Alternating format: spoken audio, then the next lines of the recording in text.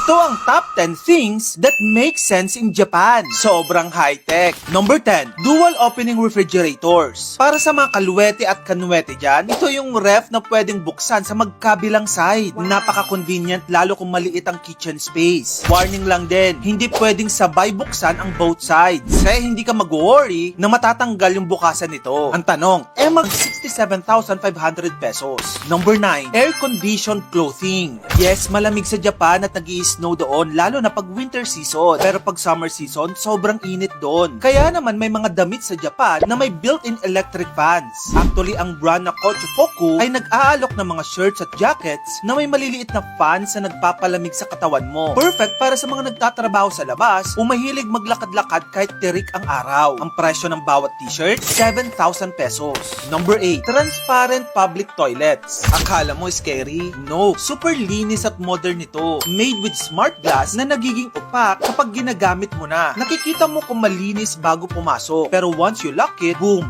instant privacy. Wow. High-tech, hygienic, and aesthetic. Number 7, sneaker washing machines. Yes, sa Japan, may dedicated washing machine for rubber shoes. Wow. Ipasok mo lang tapos may detergent dispenser, dryer, at ready to wear in na less than an hour. Parang spa day para sa mga sapatos mo. Itong isang to from Panasonic, ang presyo ay 4,500 per unit. In fairness, mura na yan. Number 6, bubble gum wrappers inside bottles. Dito sa atin sa Pilipinas, kung saan dinidikit ng mga Pinoy, yung mga nginuya nilang bubble gum. Pero sa Japan, may kasama ng maliliit na papel sa loob ng bottle para balutin ang ginamit na bubble gum. Sabi nga nila, cleanliness is next to chewliness. Ang presyo ng bawat bottle ng mga bubble gum na to ay 45 pesos lang. Number 5, portable charger rental booth. Lobat ka ba sa gitna ng gala? Worry no more. I-rent mo lang ang portable charger sa machine, gamitin, tapos ibalik kahit saan. May network sila across train station and malls. Iniisip ko lang kung ginawa kaya yun sa Pilipinas, baka maubos yung mga charger kasi hindi na ibabalik. Pero sa Japan, iba yung mga values sa mga tao doon. Talagang sure na ibabalik nila yung charger. Number 4, mall mini fridges for shoppers. Eto, pag pumunta ka sa mall at may binili kang frozen food, pero gusto mo pang mag-ikot-ikot sa mall. Sa Japan, worry no more. Kasi pwede mong ilagay sa mini fridge locker, kumuha ng susi, at safe na yan. Ibig sabihin, pagpunta mo sa mall, pwede kang bumili ng ice cream at ilagay sa mga locker na ito. Ang tanong, magkano? Free for shoppers ito. Wow. Grabe, no? Makes sense talaga. Number 3, capsule hotels. Tulugan na parang spaceship. Yes, Japan po ang napauso nito. Bawat capsule ay may bed, light, outlet, ventilation, at madalas may locker pa. Perfect sa travelers at commuters. Payapak, malinis, at higit sa lahat, mura. Ang Wow. presyo, mga nasa 2,200 per night. Number 2, vending machines for everything. Hindi lang inumin. May vending machines para sa ramen, underwear, gadgets, at payong. Kung ano ang kailangan mo, andun lang yan sa kanto. Walang kahirap-hirap. Number 1, Gashapon capsule toy machines. Ito naman random collectible toys sa bawat spin. From anime figures to mini sushi sets, sobrang hayok na hayok ang mga Japanese sa Gashapon culture. Actually, kahit adults nga, hindi makatiis sa pagpaikot. Grabe, no? Sobrang praktikal, sobrang linis, sobrang wais ng mga ilang bagay sa Japan na talaga namang nagme-make sense. At mapapaisip ka na lang din talaga na sana meron din nun dito sa Pilipinas. Anyway, sa lahat ng nabanggit ko, anong pinaka-wish mo na magkaroon din nito sa ating bansa?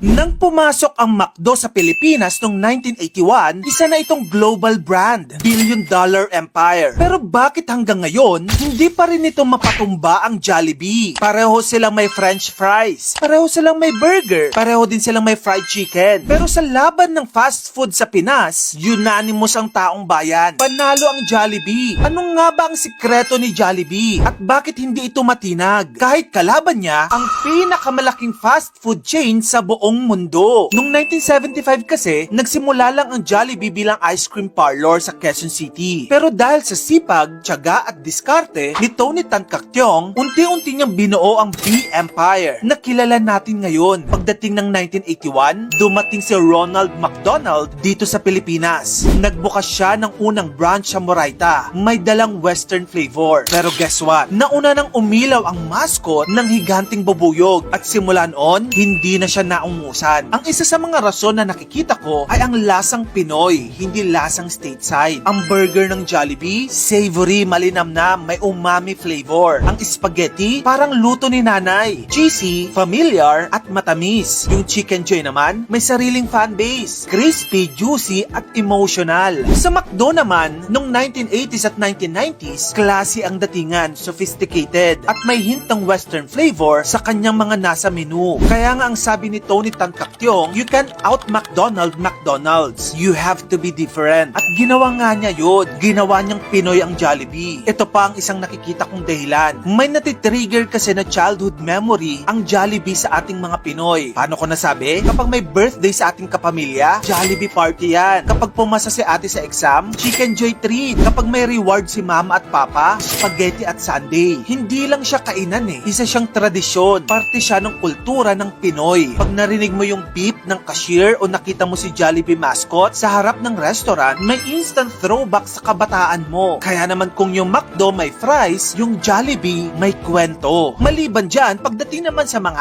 ads, kilala ang McDo sa kanilang mga brilliant and witty ads. Pero iba ang atake ng Jollibee. Alam mo naman pag Pinoy, ang target, mapaiyak ang kanyang mga consumers. Kaya naman nung mid-2010s, talagang pinauso ng Jollibee ang mga mini short films na ads na nag-highlight ng mga emosyonal na kwento. Kumbaga, sa mga ads na to, hindi yung mga produkto nila ang ibinebenta nila. Nagbebenta sila ng emosyon. Ito pa ang isang dahilan kung bakit hindi matalo-talo ng McDo ang Jollibee. Sobrang aggressive ng Jollibee Corporation. Hindi lang siya isang fast food chain na, Jollibee is a business empire. As of 2024, under Jollibee Food Corporation, binili nila ang Mang Inasal. Sa kanila na din ang Chowking, Greenwich, Red Ribbon, Highlands Coffee, Coffee Bean and Tea Leaf, at lately, binili na rin nila ang Tim Ho Wan sa Pilipinas. At ang latest, yung Smash Burger na mula Amerika, sa kanila na rin. Maliban dyan, grabe na ngayon ang anticipation at virality ng Jollibee pagdating sa mga foreigners. Kaya nga ito tinawag na Global B. Laging may pila abroad. As of 2024, Jollibee has over 1,500 stores worldwide with over 300 plus sa labas ng Pilipinas. From New York to Rome, from Toronto to Dubai, laging may pila tuwing may Jollibee opening. At hindi lang Pilipino ang nakapila ha, pati foreigners. Curious kung anong lasa ng Chicken Joy at sweet style spaghetti. In fact, nagkalat na ngayon ang mga vlogs at content ng mga foreigner na sobrang nagustuhan ng Jollibee. Yung isang video nga ng batang ito na kumakain ng Chicken Joy, umabot lang naman ng 128 million views sa YouTube.